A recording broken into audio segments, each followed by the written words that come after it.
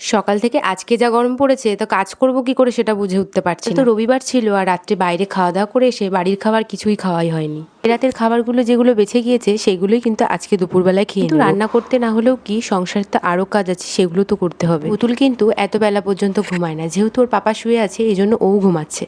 যাই হোক, আজকে সকালবেলায় ভেবেছি একটু চাউমিন খাবো।